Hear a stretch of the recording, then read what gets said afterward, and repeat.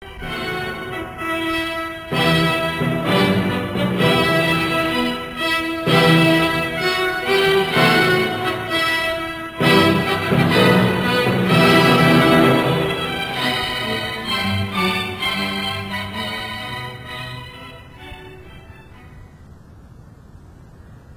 vitríne istého paláca medzi kráľovskými pokladmi leží ešte i teraz barania hlava majstrovsky vypracovaná s masívnymi rohami a so zlato iskrivými očami.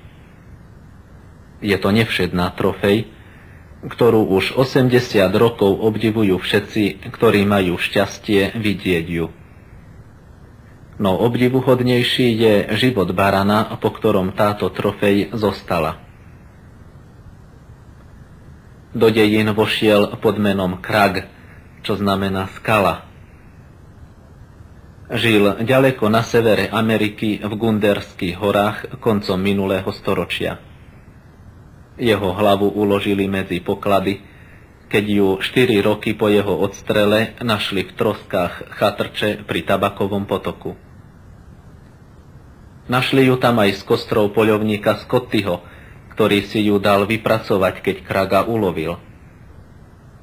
Scotty a jeho kosti však nie sú takou vzácnosťou. Na neho by sa bolo aj zabudlo, keby sa nebol zapísal do života a smrti gunderského barana podobne, ako sa zapísal Pilát do kréda svojou žalostnou účasťou na smrti Ježiša Krista, Božieho baránka. Meno a príbeh Scottyho vyniesol na svetlo sveta až spisovateľ Ernest Thompson Seton, keď s nenapodobiteľnou pútavosťou opísal život gunderského barana Kraga. Takmer 20 rokov Kragovho bohatého života koncom minulého storočia môže byť veľmi podnetných aj pre náš ľudský život teraz, o storočie neskôr. Niektoré príbehy z jeho života nám môžu poslúžiť ako výstižné prirovnania. Ale v niektorých sa odrážajú aj základné prazákony života, ktoré má zachovávať človek rovnako dôsledne, ako ich zachovával gunderský kráľ oviec Krag.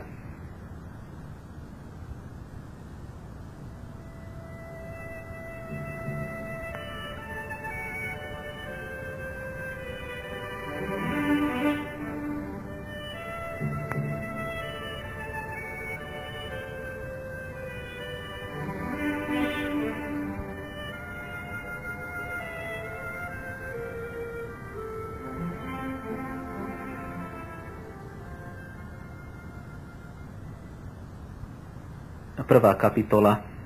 Vedieť, kam patríme.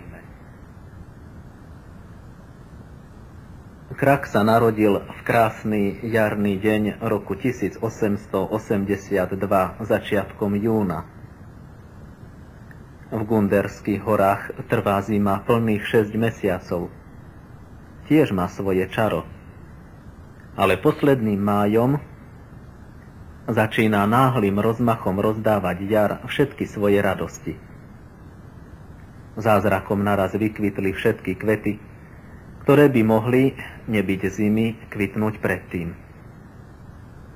Z nich všetkých však zostal len purpurový vlčí bôb, všade na horských stráňach, kam len oko dovidí.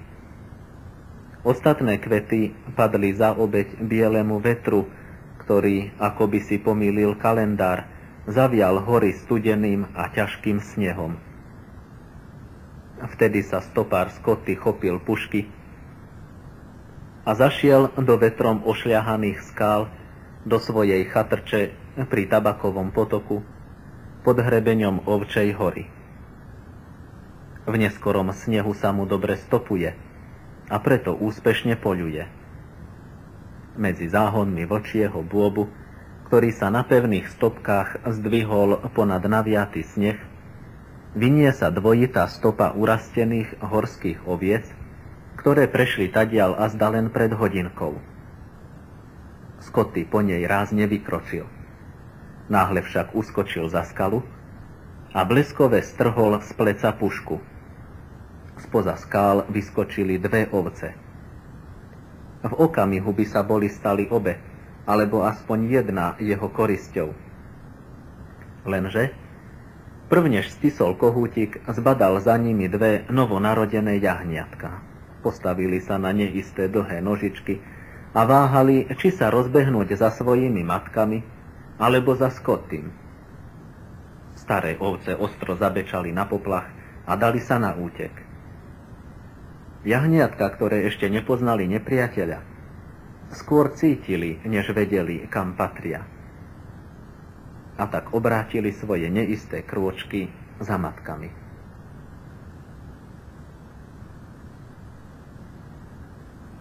Zaradili sa správne vďaka svojim matkám hneď na začiatku svojho života. Toto bol ich krst. My sa krstom hneď po narodení zaraďujeme do spoločenstva cirkvi, kam patríme tak, ako naši rodičia. Pravda, jahniatka potrebovali toto správne zaradenie iba kvôli dočasnému pozemskému životu. My to potrebujeme oveľa viac, pretože nám ide okrem pozemského života aj o ten večný. 2. kapitola. Zo všetkých síl sa pridržať múdrych rodičov. Scotty nestisol kohútik, keď uvidel mláďatá. Iba sa šibalsky a seba isto usmial. Zložil zbraň a ukryl ju na bezpečné miesto. Rozhodol sa totiž, že ich chytí živé. Prečo? Kto vie, aké pohnutky to vedú nepriateľov k tomu, že chcú deti zničiť nie tým, že ich zabijú, ale tým, že ich získajú.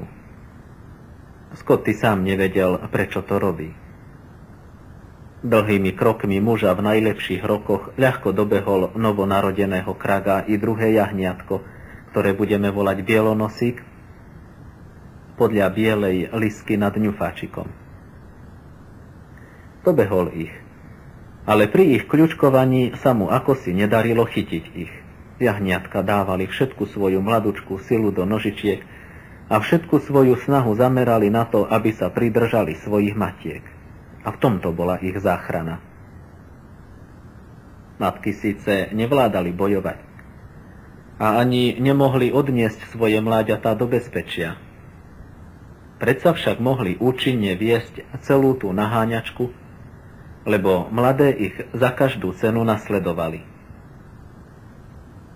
Tak ich dômyselne postupne odviedli z krovísk a záhonov vlčieho bôbu na skalnaté výbežky Gunderských hôr.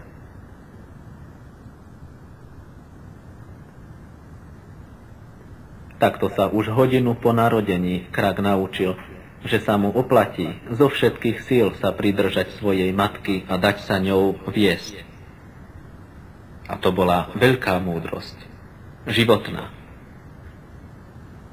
Dieťa, ktoré sa dá viesť múdrymi rodičmi, je práve také bezpečné, ako keby samo bolo múdre a skúsené.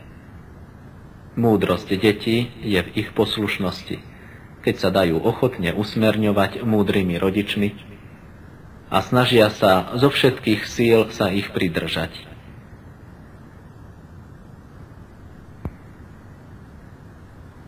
Tretia kapitola. Kde je náš domov? Každý má vedieť, kde je doma. Kačiatko napríklad pocíti akúsi neopísateľnú novú silu, keď ho prvýkrát začne unášať vodná hladina. Podobne jahniatka pocítili, že tu na skalách Gunderských hôr sú v bezpečí, že tu sú doma. Naraz dostali na skale akoby krídla. Scotty sa podkýňal a klzal, ale oni sa podľa príkladu svojich matiek neomylne zachytávali skál a od výbežku k výbežku začali Scottymu nenávratne unikať. A teraz ľutoval, že nechal pušku priďaleko od seba. Iba stál a v nemom údive hľadel na skalné útesy